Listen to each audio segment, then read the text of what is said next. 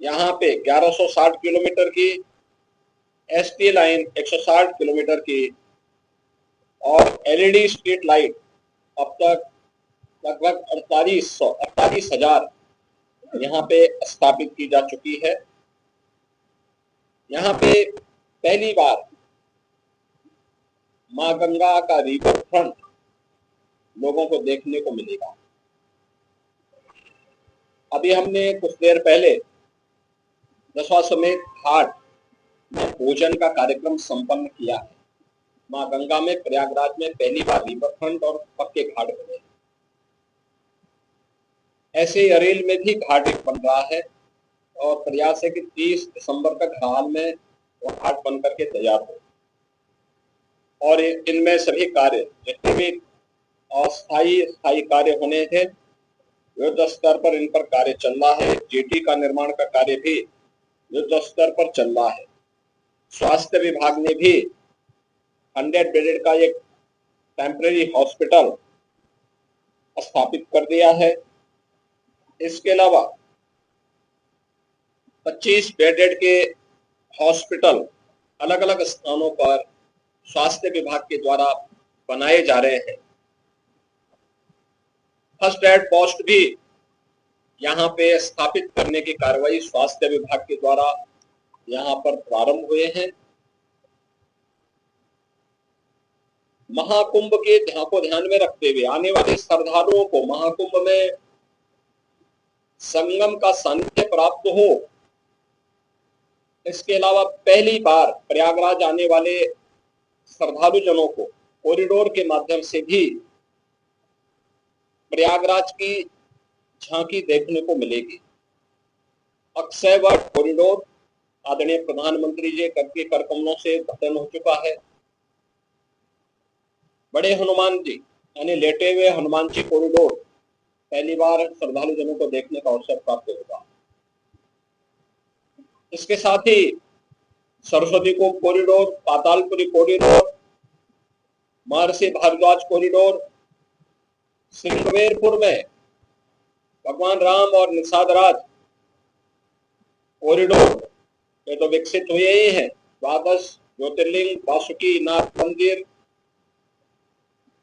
और अन्य महत्वपूर्ण तीर्थ स्थलों के लिए भी जो व्यवस्था लागू की गई है उनके सुंदरीकरण की, उनकी कार लाइटिंग की वह कार्य पूर्ण हो चुके हैं।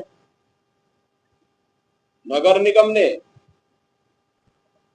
यहाँ पर 12 ज्योतिर्लिंग की एक बहुत अच्छी रेप्लिका और त्रिवेणी पुष्प जो पूर्व राज्यपाल